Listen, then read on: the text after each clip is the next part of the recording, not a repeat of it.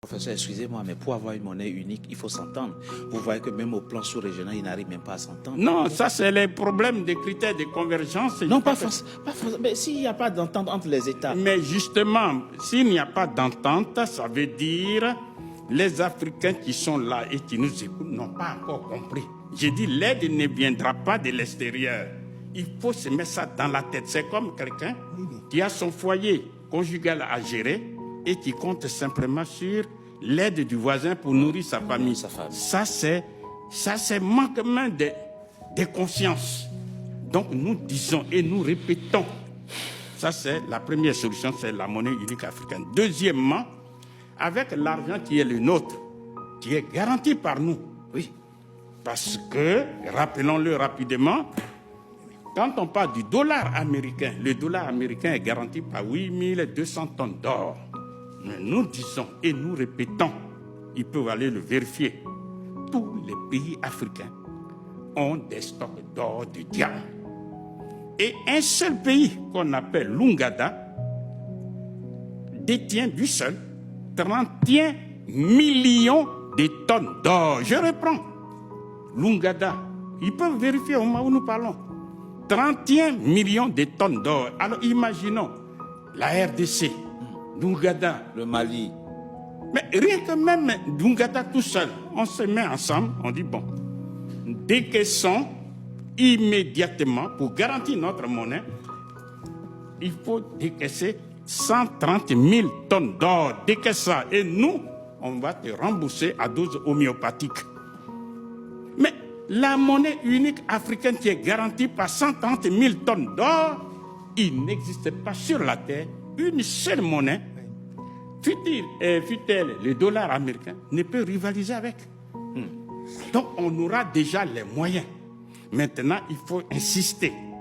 Pourquoi y a-t-il eu l'esclavage? Pourquoi y a-t-il eu la colonisation? Les gens ont les possibilités de fabriquer les billets de banque. Mais ce ne sont pas les billets de banque seuls qui produisent les biens. Ce sont les êtres humains. L'Afrique... Capital humain. L'Afrique a les bras. Aujourd'hui, 1 milliard 300 millions. Demain, dans quelques années, c'est 2 milliards. Il faut mettre en mouvement ces 2 milliards de personnes pour produire. Et pour les mettre en mouvement, c'est les payer avec notre propre argent. Est-ce que nous sommes en train de rêver? La réponse est non. Parce que la Chine, moins de 500 millions de personnes avant 1949 mouraient de faim. Quand Mao Tse-tung et ses amis ont pris le pouvoir d'État, ils ont battu une seule monnaie unique, qui est le yuan ou bien le renminbi. Et aujourd'hui, les Chinois sont devenus, même si ça peut encore déranger certains esprits, la première puissance économique du monde. C'est la Chine qui finance le monde entier, à commencer par les États-Unis d'Amérique et l'Union européenne. Donc nous disons, ce genre d'aide, pour rester dans le sujet dont on nous parle, c'est de la diversion. Donc la première solution, c'est battre la monnaie unique. Deuxièmement, avec la monnaie unique africaine, nous allons industrialiser les économies africaines, c'est-à-dire transformer toutes les matières premières agricoles, minières, minérales et énergétiques en des produits finis qui génèrent de la richesse qu'on appelle les valeurs ajoutées, lesquelles valeurs ajoutées éliminent la pauvreté. C'est ce que font tous les pays dits développés. Il n'existe pas sur la terre un seul pays développé qui ne soit pas industrialisé. Or, tous ces pays, que ce soit l'Italie et tous les autres, ils vont tout proposer, sauf ce que je suis en train de dire. Parce que ça ne les arrange pas. Voilà. Troisième solution maintenant, c'est l'État fédéral africain, c'est-à-dire les États-Unis d'Afrique. Et ça, on n'a pas besoin des années de lumière. Un juriste à ma gauche ici, il suffit simplement de mettre une ceinture politique autour de ces 54 pays et on sort un être moral qu'on appelle l'État fédéral africain et on lui accorde 6 compétences qui sont 1. Puisque nous sommes un seul État désormais, tous ceux qui ne font pas partie de l'Afrique, eh bien avec eux on a des frontières. Donc c'est l'État fédéral africain qui va gérer sa deuxième compétence. Lorsque vous écrivez aux États-Unis d'Amérique, vous achetez un seul thème. Vous n'achetez pas 50 thèmes. Donc, c'est l'État fédéral qui va gérer les PTT. Troisième solution, une troisième compétence, eh bien, il y a une seule politique étrangère. Quand je m'avais à l'ambassade des États-Unis, vous allez dans une seule ambassade. Donc, si on crée notre État fédéral, eh bien, c'est l'État fédéral qui va gérer la politique étrangère. Maintenant, ça, c'est ce qu'on appelle les compétences naturelles. À cela s'ajoutent 3 autres compétences qui sont la monnaie unique africaine sera gérée par l'État fédéral africain. C'est-à-dire tous les 54 pays qui sont membres, on va avoir une seule monnaie.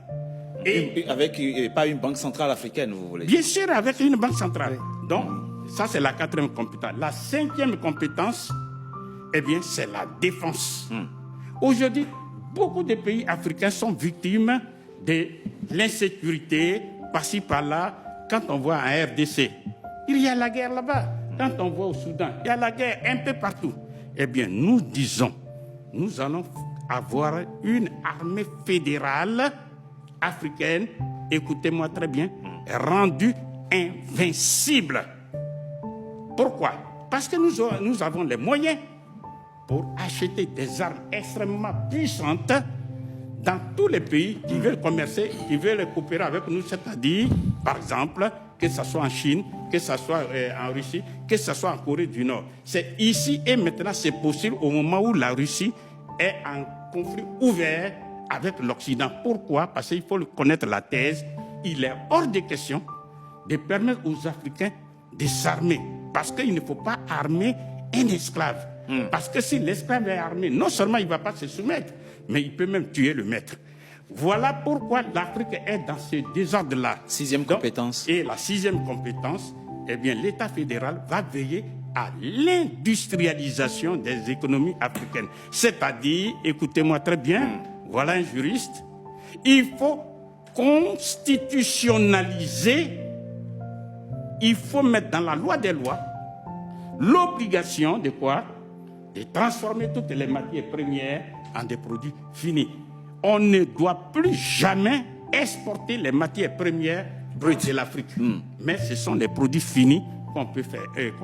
Si on met en application ces 6 solutions, vous verrez qu'à court terme, je dis bien à court terme, eh bien, non seulement l'Afrique va satisfaire ses besoins essentiels, mais l'Afrique va même reprendre la direction du monde. Et c'est de ça, les Européens, tous les autres, ils ont peur. Ils ont peur. C'est ce qui... Voilà pourquoi ils nous amusent